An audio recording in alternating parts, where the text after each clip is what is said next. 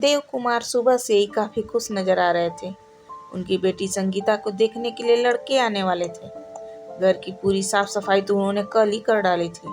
Fruits, dry fruits तथा अच्छी quality की मिठाई आज ले आए थे। लड़का रेलवे में इंजीनियर है, अच्छी तनख्वाह पाता है। लड़के के साथ उसके भैया भाभी व माता पिता भी आ रहे हैं। वैसे लड़के के माता पिता ने तो संगीता को पहले ही देख लिया था और पसंद भी कर लिया था।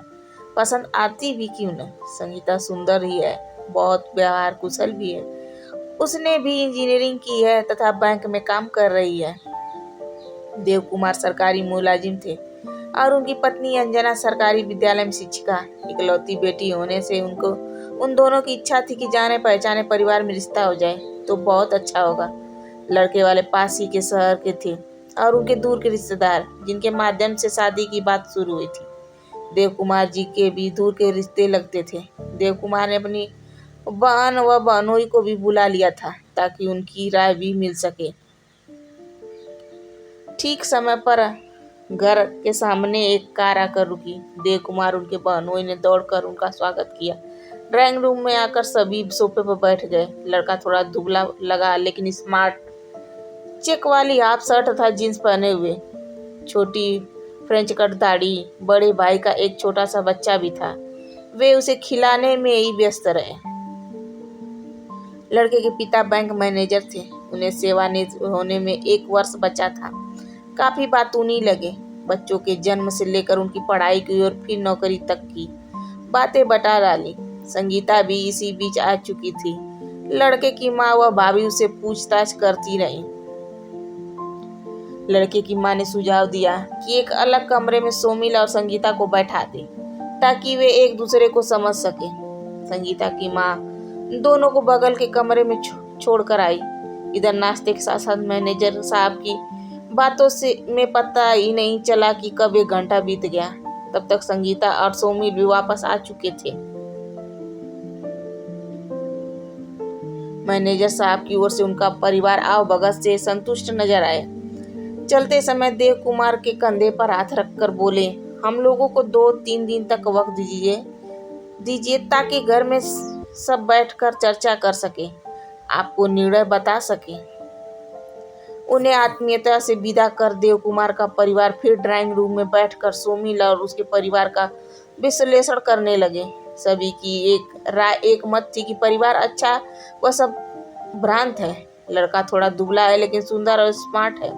उसकी सोच व विचार कैसे हैं यह तो संगीता ही बता पाएगी कि उससे क्या बात हुई। संगीता ने अपनी माँ को जो बताया उसे लगा कि उसके विचार सोमिल के विचारों से मेल नहीं खाते। संगीता को घूमने फिरने, मस्ती करने, डांस करने, पार्टियों में जाना तथा फैशनेबल कपड़े पहनना पसंद है। सोमिल को शांत वातावरण, एकांत, साधारण रहन सहन एवं पुस्तकें पढ़ना पसंद है। लड़के की माँ को ऐसी बहू चाहिए जो अच्छा खाना बनाना जानती हो, गृहस्थी के कार्यों में कुशल हो। उन्हें बहू से नौकरी नहीं करानी। उन्होंने संगीता से कम 4-5 बार पूछा था कि वह क्या खाना बना लेती है, क्या बना लेती है। लड़के के विचार संगीता को पसंद नहीं आए। यह सुनकर देव कुमार चिंता में पड़ गए। अभी तक वे बहुत खुश थे कि बिना इधर उधर भटके अच्छा घर तथा अच्छा वर मिल रहा है। थोड़ी देर के लिए शांति छा गई। फिर अंजना ने कहा कि यदि उनका फोन आता है तो उन्हें क्या जवाब देना है। सभी ने निर्णय संगीता पर छोड़ने को तय किया। आखिर उसे पूरी जिंदगी निर्वाह करना है। 3 दिन बीत जाने पर भी जब कोई फोन नहीं आया तो सभी अपने अपने अनुमान लगाने लगे। संगीता के फूफा जी बोले, मुझे लगता है कि लड़के के बड़े भाई और भाभी को संगीता पसंद नहीं आई। वे दोनों एक दूसरे से आंखों इशारों से पसंद न आने का पूछ रहे थे। मैंने देखा कि बड़े भाई ने नकारात्मक इशारा किया था। आप लोगों ने नोटिस किया होगा। बड़ा भाई एक शब्द भी नहीं बोला, पूरे समय अपने बच्चे को खिलाने में ही लगा रहा था।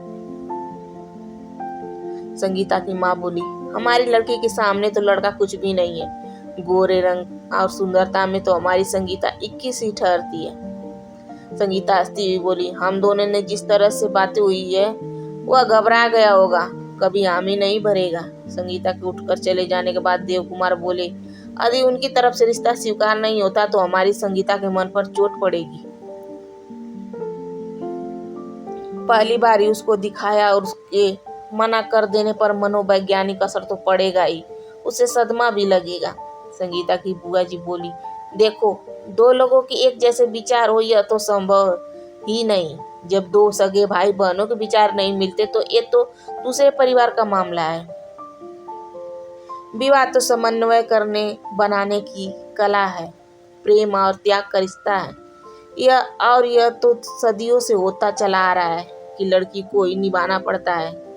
हमारी संगीता सब कर लेगी। शांत मन से मैं कल उससे बात करूंगी। देव कुमार को पूरी रात नींद नहीं आई। उन्हें संगीता की बुआ जी की बातें तर्क संगत लगी। वे सोचने लगे संगीता को एडजस्ट करना ही होगा। यदि कल शाम तक बैंक मैनेजर साहब का फोन नहीं आता तो मैं स्वयं फोन लगाकर बात करूंगा। दूसरे दिन बुआ ने संगीता को समझाने की कोशिश की, किंतु व्यर्थ। संगीता बोली, बुआ जी, उन्हें सिर्फ खाना बनाने वाली बाई चाहिए तो शादी क्यों कर रहे हैं? एक नौकरानी रख लें। एडजस्टमेंट एक तरफ से संभव नहीं, दोनों तरफ से होना चाहिए। यह 21वीं सदी का दौर है, जमाना बदल गया है।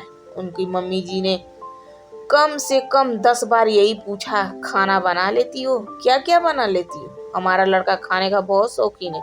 अभी होटल का खाना खा खा कर 3-4 किलो वजन कम हो गया है उसका। देव कुमार शाम को बाजार से घर पहुंचे ही थे कि मैनेजर साहब का फोन आया। बड़े साफ शब्दों में उन्होंने पूरी बात बताई कि संगीता सभी को अच्छी लगी। सोमिल का कहना है कि उन दोनों की सोच और विचार मेल नहीं खाते हैं। फिर भी यदि संगीता को एडजस्ट करने में कोई दिक्कत न हो तो उसे कोई आपत्ति नहीं है। आप सब सोच समझकर जो भी फैसला ले मुझे 6-7 दिनों में बता दीजिए। मैनेजर साहब ने बड़ी विनम्रता से अपनी बात समाप्त कर दी। अब गेंद देव कुमार के पाले में आ गई थी। कल रात कैसे कैसे ख्याल आते रहे। बेटी के मन पर सदमे का सोच समझकर परेशान थे।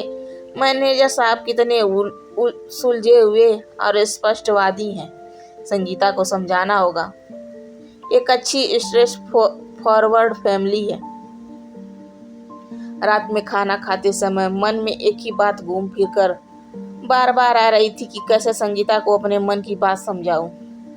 मैंने और अंजना ने जो चाहा था सब मिल रहा है। लड़का अच्छा पढ़ा लिखा, अच्छी नौकरी वाला, सुंदर और स्मार्ट, जाना पहचाना परिवार है। और सबसे बड़ी बात, पास के शहर में रहेगी तो कभी भी बुला लो या जाकर मिलाओ। वे बार बार संगीता को देखते उसके मन में क्या चल रहा होगा, फिर सोचते नहीं, अपने स्वार्थ के लिए उसकी इच्छा पर अपनी इच्छा नहीं ला सकते। खाना खाने के बाद ड्राइंग रूम में बैठे देव कुमार ने मैनेजर साहब के जवाब से संगीता को अवगत कराते हुए कहा, बेटे, हम लोग बड़ी दुविधा में हैं। सब कुछ हम लोगों के मन माफिक है, पर अंतिम निर्णय तो तुम्हारी इच्छा से ही होगा। तुम चाहो तो सोमिल से मोबाइल पर और बात कर सकती हो। संगीता पापा से कहना चाहती थी कि आज 4 दिन हो गए। यदि सचमुच में पसंद हूँ तो उन्हें क्या सोमिल को नहीं चाहिए था कि वो मुझसे बात करता? इसमें भी उसका ईगो। मोबाइल पर बात करने की शुरुआत करने में भी मुझे ही एडजस्ट करना है। लेकिन उसने कुछ नहीं कहा, चुपचाप उठकर अपने कमरे में चली गई। देव कुमार चुपचाप उसे जाते देखते रहे।